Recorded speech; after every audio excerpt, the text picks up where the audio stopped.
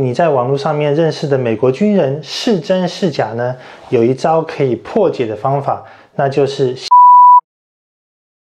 大家好，我是康迪，洛杉矶的房地产经纪，同时也是美国空军的军官。所以你在我的 channel 里面会看到一些关于美军的影片。有意思的是，有一些观众看到我军队的影片之后，就会私讯我，问我很多的问题，比如说要怎么样才能够加入美军啦，基地里面有什么要求啦等等。但是也有一部分的人提出的要求很特别，那就是要我帮忙确认某位美国军官身份的真假。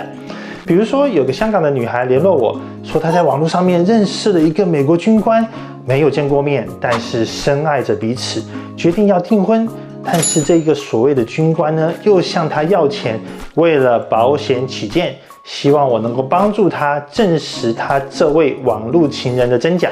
这2年我收到不少这样子的请求，所以就干脆做这个影片，教大家如何分辨网络上面你所认识的美军是真是假。其实一个人在网络上面自称是美军的话，跟你聊天建立关系，然后用不同的借口向你要钱，就是诈骗集团啦。常见的手法呢有几方面。第一，快速的恋爱，他会跟你讲说跟你很谈得来，很爱你等等，让你受宠若惊，有遇到真命天子的感觉，而且一定要快速，通常暧昧几个星期之内就会提出他的爱意。这个目的就是为了让你快速的陷入爱情世界里面，这样子你就无法理性的思考了。一般人不会轻易被骗的，所以必须要让你先陷入情网，失去判断的能力。第二个呢，就是他会陈述困难，他想说我遇到了一些困难，我想要提早退役，在战场上面呢，我有生命的危险，或者是他急需用钱，他想要跟你见面，所以要申请紧急休假，或者是寄包裹给你，卡关需要证书费。这个目的呢，就是找不同的理由激发你的同情心，要你帮忙他解决困难，用明示或者是暗示的方式，要你寄钱给所谓的秘书长、邮局、银行，或者是其他这些不存在的机构等等。第三呢，就是不愿意跟你视讯哦，他会找一大堆的理由，讲说军队不允许视讯，或者是网络收讯不好，在执行机密任务等等。这样子的理由的目的就是不能够穿帮啊，因为诈骗集团根本不是军人，怎么能够跟你视讯呢？而且如果跟你视讯，你截图公开的话，他们就无法诈骗别人了。而且诈骗集团是没有时间跟你视讯的，视讯一次只能够一个人，但是打字同时可以打给很多人啊。当他讲说我好爱你，我好想你的时候，这样子的话可能同时传给几十个人。其实有这3个情况，就是诈骗集团要骗你的钱了。而从我们美军的角度去看呢，是有更多不合理的地方。首先呢，就是快速恋爱，这个是很不合理的。当一个军人在执行特殊任务的时候，他是不能跟非美国籍的陌生人联络，更别说是恋爱了。Within restricted zone, engaging with foreign entity and divulging confidential information is strictly prohibited. 换句话说，如果这个军人真的是在阿富汗或者是其他的战地执行任务的话，他和外界的沟通是被限制的，尤其是不可能跟一个非美国籍的外国人有任何形式上面的沟通，因为要预防间谍啊，所以是不可能打字给你，跟你聊天，然后跟你谈恋爱。第二个呢，在执行任务的时候，他是不能够告诉你他的名字、所在位置以及个人信息的，因为这个是泄露国家机密。陈述困难呢，跟你要钱本身也是不合理，因为军队是对军人很好的 ，military takes care of the soldiers， 所以军人不缺钱。如果他讲说他害怕打仗，我们有相关的部门，他可以申请休息一段时间。他想要紧急休假，也不可能要你付钱，军队才会让你去休假。简单的来讲说，军人不缺钱，尤其美国是很注重军人的形象，怎么可能让军人向你要钱？传出去的话很难听呢。所以美国军人向外国人要钱，那美国政府的脸往哪里摆？而且军人若是在其他国家执行任务的话，会有很丰富的补助的，在资金上不可能会有缺乏的。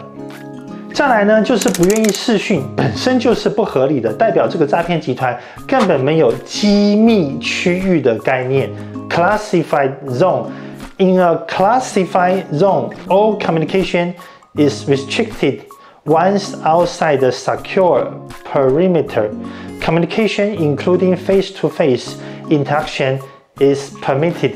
打字、电话和视讯在机密的区域 （classified zone） 是不被允许的。打字、电话和视讯在非机密的区域是被允许的。所以他如果可以给你打字、给你电话，那他就可以跟你视讯。他如果不能够跟你打字、不能够跟你电话，那他也同时不能够跟你视讯，不可能同时可以跟你打字，同时不可以跟你视讯。当他这样子跟你讲的话，就证明这一个人根本没有上过军队的课程啊。所以如果遇到这些情况，就100%是诈骗集团，也就是所谓的 military romance scam。你应该直接封锁他，不要浪费时间跟他耗下去了。但是很不幸的，还是有很多人不愿意去面对这个事实，想要继续享受在这种爱情的氛围里面，相信自己就是那0.00001%的例子，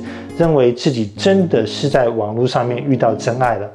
如果这正好形容到你的话，我请你继续看下去。有一个方法能够100%的确定这个军人是真是假。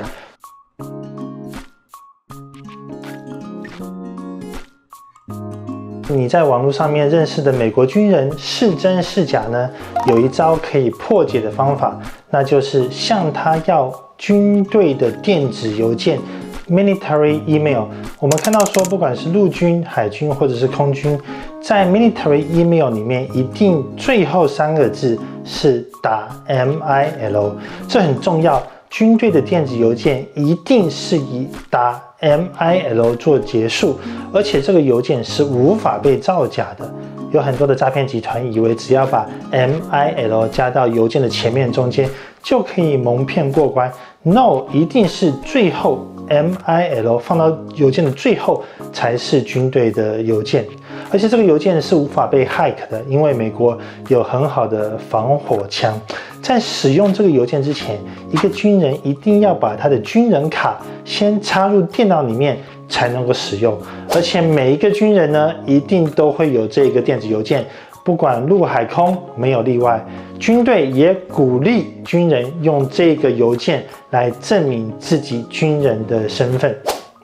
所以当你提出这个要求，向他要 military email 的时候，对方会找一大堆的理由，说他无法使用这个电子邮件。比如说他的军人卡丢失了，但是如果卡片丢失的话，当天就要去申请新的，不然的话没有卡片无法进出基地，无法受训，也没有办法执行任务。他可能找另外的理由讲说，军队不允许我用这个军人的邮件跟你联络。恰恰相反，军队就是要军人使用这个电子邮件来跟军队里面的人或者是军队外面的人联络，因为这个是证明军人身份最快的方法啊。所以呢，直接向他要军人的电子邮件，看看后面有没有打 MIL。若是没有的话，就是假的，就是诈骗集团。而且这边很重要，要提醒一点哦，不是他用这个邮件寄 email 给你，乃是你向他要这个邮件，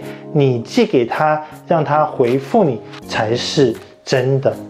在这边呢，我有一个最后的劝告，就是其实根本没有必要走到这一步的，根本没有必要向对方要military email 这个军队的邮件，因为当你在网络上面认识一个人，他急着跟你快速恋爱，告诉你说他有一些困难需要你出钱去解决，同时又不肯跟你视讯，那就是诈骗集团了。但是如果你仍然不死心的话，那就向他要军队的电子邮件吧。如果他无法提供，那就是100%的网络诈骗了。千万不要陷入爱情诈骗的陷阱里面，你可能会损失金钱，甚至损失面子。你的亲朋好友肚子里面都在笑你，怎么会相信网络上面自称军人的一个人还跟他恋爱？最后呢，你会损失你的这个时间。所以千万要预防，千万要小心。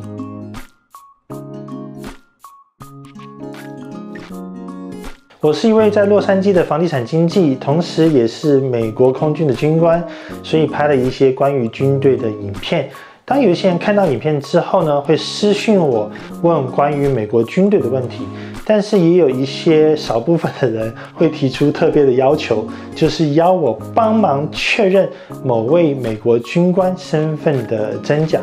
就用这个绝招吧，向他要 military email 军队的电子邮件。我是康迪，下次再见。